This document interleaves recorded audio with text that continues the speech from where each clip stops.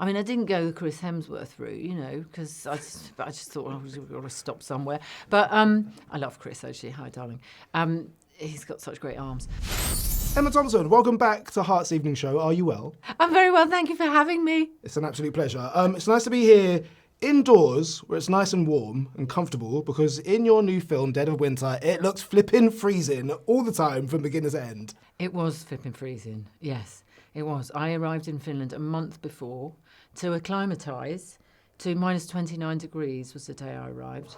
And I realised, actually, that was the feeling. It was just, this is cold. Proper cold. Proper cold. We have no idea. You don't know until you get to it. You go, oh my God, hang on, my teeth have frozen. What is it? Anyway, so I put that costume on that she wears all the way through the film, and I just marched about outside, just getting used to it. It took a long time. So do you end up becoming one with the cold, or do you have someone stood just off camera with a blanket and a flask of tea the entire time?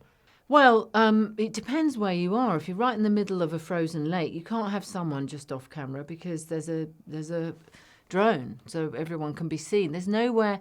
I think what's important to remember is there's nowhere to go.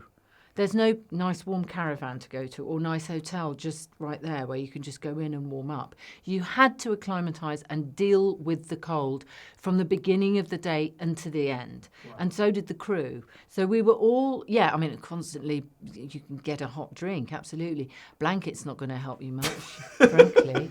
You know what I mean? It's like, not at that point, dream no. on. And we kept on losing members of the crew, would just fall into snowdrift, step in the wrong direction and go 8 feet down in the snow. I mean, it was a very strange and magical, but at the same time, challenging environment. But it informed all of us, all our work. Sounds like an incredible challenge. And as well as there being amazing performances in this, the physical performances are really impressive. I've heard you say you pulled pretty much every muscle in your body. How did you go about to prepare for what was essentially going to be this huge workout? I did a lot of working out. Yeah, I tried to get as strong as I could get. I went to the blooming gym, like we all do when you've got to prep for something like that. I mean, I didn't go the Chris Hemsworth route, because I just thought I've got to stop somewhere. But I love Chris, actually. Hi, darling. He's got such great arms. But I did try to get as strong. You can't really prepare for the cold, but you can get your body as ready as you can. The thing is that there's no way, you can't practice all of that action in a safe studio environment. You're doing it all on ice. And ice is not only slippy, but also very hard. So when you fall over, if you fall slightly wrong, you just hurt yourself. And if you don't warm up or you don't warm up properly and you set off running up a hill without warming up, you pull your muscles. And some parts of me still haven't recovered. But that's because I started an action career at the age of 66, which is really bloody stupid. The usual route that people go around. Just dim. Your character, Barb, has this very deep and emotional connection to this lake and this part of Minnesota. Yeah. Do you have a place like that in the world that you either visit, maybe a place that you think about that makes you quite misty-eyed, a bit nostalgic, somewhere in the world that holds a lot of fond memories for you? That's Scotland. Wow. The whole of Scotland? So, not the whole of Scotland, no. We have a place that my mum and dad bought when I was 3 months old. I think that the places like that in our lives are in our DNA, the nature places. If we're lucky enough, and so many people aren't lucky, but if we're lucky enough to have a place that's a natural world that we've been able to grow up in, been able to be free in, as Barb has, that stays with you, that forms you in a way that, and strengthens you and gives you a kind of resilience that nothing else can give you. My special place is Southend-on-Sea. Have you ever been? Yes, I have. Best. That's where I used to be taken to the seaside when I was a child. Really? Yes, 50 million years ago, when there was still hasn't changed horses much. and carts. Southend holds a great warm space in my heart too, actually. Do you ever get the donuts off the conveyor belt? Obviously.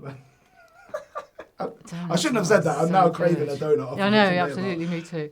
We Don't Quit is an incredible motto that Barb likes to live by. Do you have one in real life that you try and live by at least? Well, I try and laugh in the face of disaster.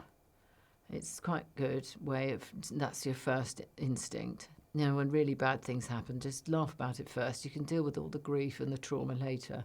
But yeah, laughter is a kind of hugely valuable part of life. It's such an essential part of everything that I do.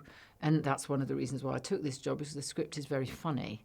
And as well as dark and difficult and dangerous, it's also, I wouldn't have been able to do that if there wasn't so much humour in that Minnesotan life. She's even, when she's sewing herself up, there's a sort of very painful sequence. She's even making a joke about that as she's doing it, just to help herself survive it. Barb finds herself in a situation, she really has to step up. People are counting on her. I reckon you would be a really good emergency contact for a friend, if that makes sense. Have you ever needed to spring into action for a mate? Maybe cover their tracks, maybe even lie for them. Oh my gosh, what an unexpected question. I am a good person to go to, absolutely. Sometimes though, I find someone will come to you with something and my immediate reaction is to do something, to act. And actually what is better is to listen and just wait for a moment before you leap into action. Listen first, act later. I like that. I really like that. I'm getting some gems today. Thank you so much. I read today there's 15 weeks to go until Christmas, which sounds bonkers. God almighty, I can't believe you brought that up. It feels weird to say, but... Get out. Ahead of time. Merry Christmas. Anyway, ahead of time. Yes. I got a theory. I reckon you're a really good gift giver.